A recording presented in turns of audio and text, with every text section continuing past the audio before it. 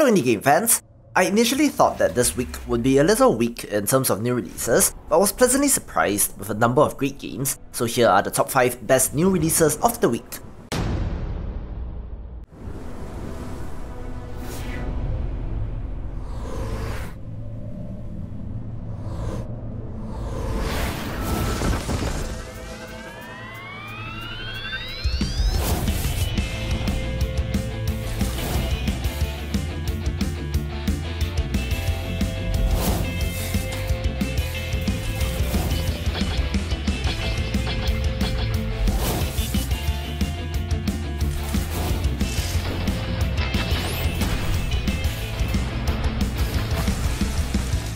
Metaverse Keeper is a top-down roguelite, which I have recently covered, and is one of the surprises that delighted me for the week. It features 4 playable characters, a programmer, a rock star, a demolitions expert, and an astronaut, each with their own unique special abilities. Procedural generation, permadeath, and progression are present, with a system centered around something called chips, which grant passive effects or can be used in weapon customization.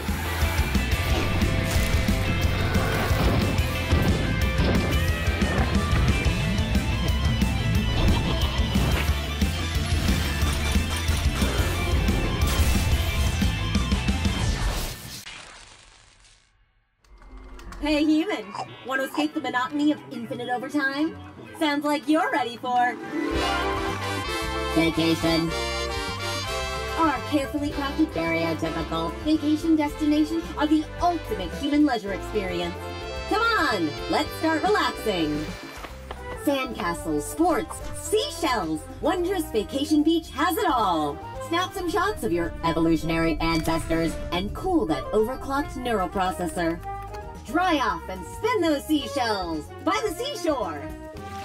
Developer Clemmygames Labs has found their groove with VR games, and while I don't normally cover these sorts of titles, there's something about Vacation Simulator, which is a follow-up to 2016's Job Simulator. The first game was very well written and one of the most well-received VR games, and takes place in a world where robots have taken over all human jobs. This is the robot's approximation of what humans did outside of jobs back in the day, and should be similarly well put together. Marvel at the rustic grandeur and unforgettable vacation forest. Become ones and zeros with simulated nature as you get back to your digital roots. Missing that spark in your surge protector? There's plenty of fish in our stream. Scale your way up Vacation Mountain for a transformative winter experience. Rotating office temperature, chilling your thermal sensors? Let it go and enjoy all this winter wonderland has to offer. Don't hold yourself back anymore. You'll enjoy all of these beautiful destinations while lodging in style at our 6-star Vacation Island Resort. Plug in and soak up all the virtual splendor. We can't wait for you to visit Vacation Island. It sure is a place. No worries, human. This is an all-inclusive resort. That means we include these purchases in your final bill.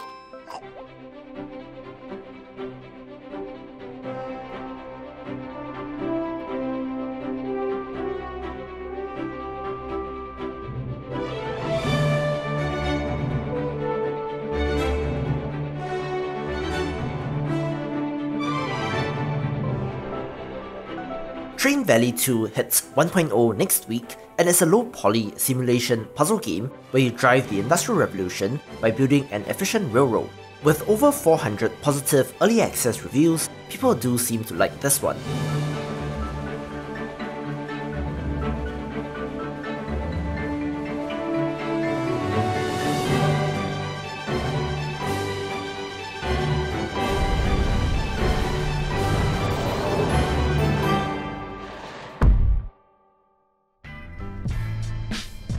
I never got into weed. I know, sounds weird given my occupation. I guess it just never gave me a good laugh. I just hope it worked on Dad when he...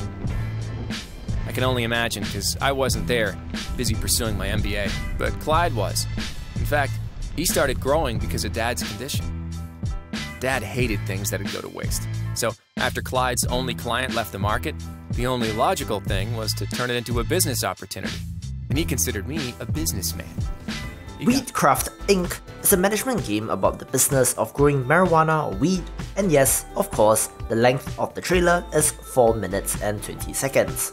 However, rather than just being a throwaway, almost meme-like joke of 420 Blaze It, the management systems in this actually look pretty well fleshed out. Not only do you have to grow and crossbreed your strains of weed, there are also business decisions to consider, legislations, law, and bribery, so it tackles a controversial topic which is especially relevant in America.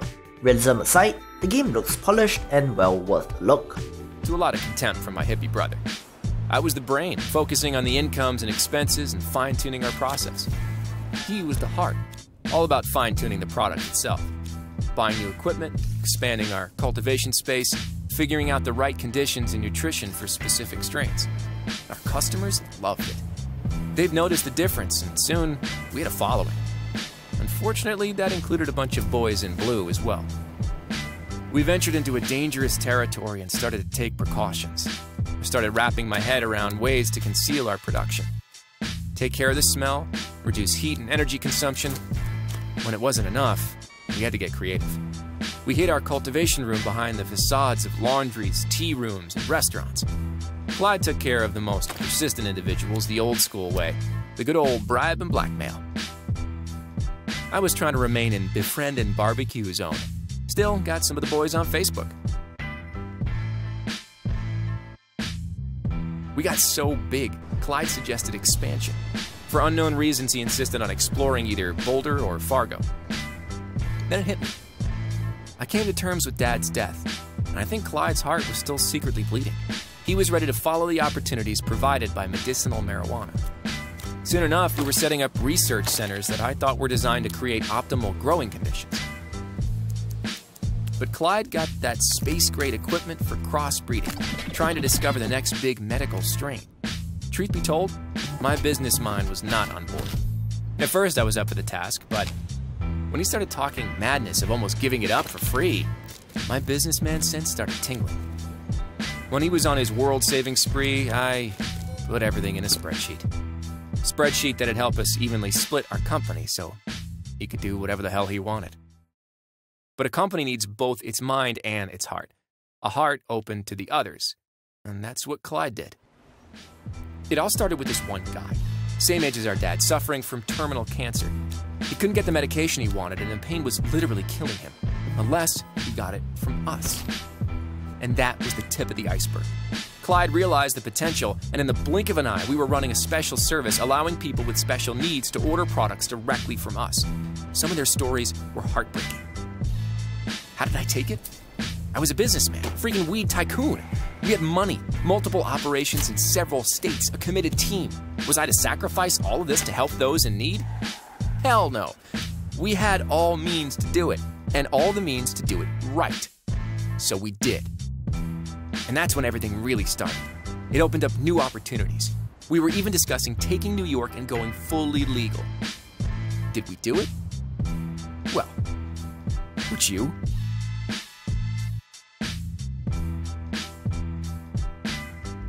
The story begins when I was on an expedition through northern Africa. I overheard a troop of Nazis talking about an ancient and horrifying weapon called the Wrath of God. Of course, we had to find it first.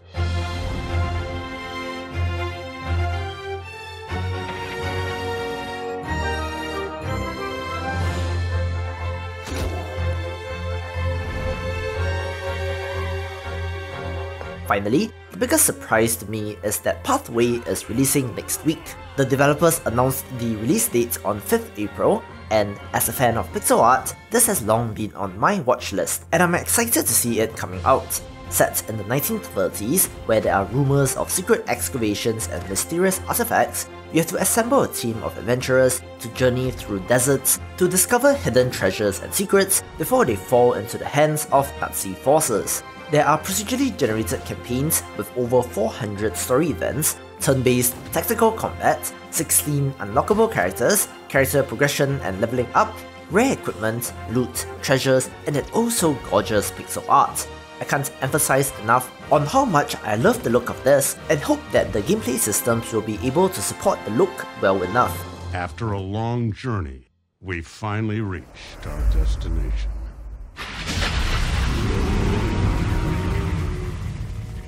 that was only just the beginning.